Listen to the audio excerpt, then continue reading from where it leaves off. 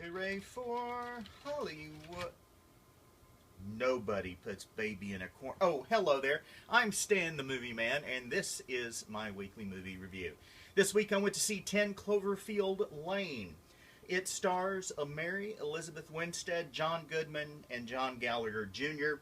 It is the story of a young woman named Michelle who's going through a transition in her life. She and her boyfriend, a guy named Ben, have actually they're engaged and they have an argument. She packs up all her stuff and leaves. She's driving down a country road when she gets involved in an accident, and when she wakes up from this accident, she is in an underground bunker built by a guy named Howard Stambler, played by John Goodman. Um, he found her and got her out of the wreck and brought her into this bunker. What she was unaware of while she was unconscious was that some sort of massive attack has occurred on the United States. The air is toxic, according to Howard, and she can't leave. Also in the bunker with her is a guy named Emmett, played by John Gallagher Jr. Now, Howard is a little off. He always was, according to Emmett, a conspiracy theorist, expecting an attack of some kind, which is why he built this underground bunker, and he feels justified in being sort of the dictator of this little family that is forced together by circumstances.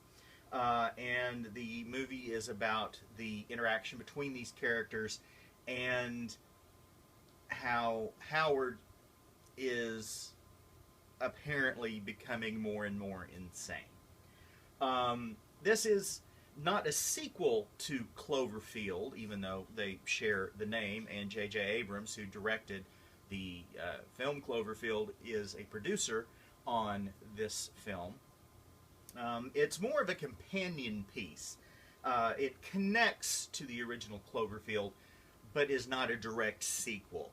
It also, at the end, sort of explains what happens in the first film.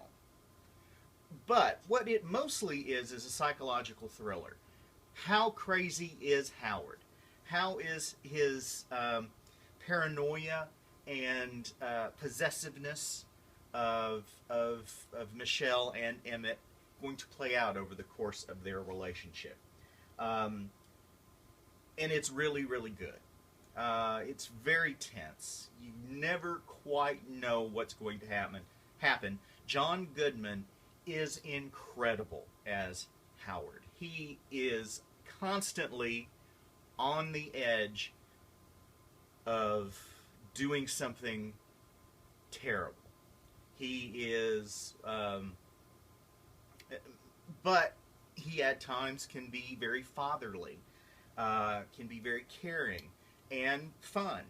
But that is just a very thin veneer, which just underneath is a lot of rage, and that explodes out at times. It's a terrifically tense movie, and you get the benefit of figuring out what Cloverfield was really all about when you get to the end of the film. Now, I'll admit, Mary Elizabeth Winstead's character, you don't know anything about her when she comes into the story, and over the course of the movie, she becomes something of a MacGyver. That I won't mention any more of that, but that ability seems to just sort of come out of nowhere. So that's my only real significant problem with the movie, and it's not really a significant problem. But the movie in general is really good. Really enjoyed it, and that's why I'm giving it 5 stars. Go to StanTheMovieMan.com to read my complete review. You can also follow me on Twitter at MovieManStan, And if you'd like to contact me, send an email to stanthemovieman@comcast.net. Till next time, toodles.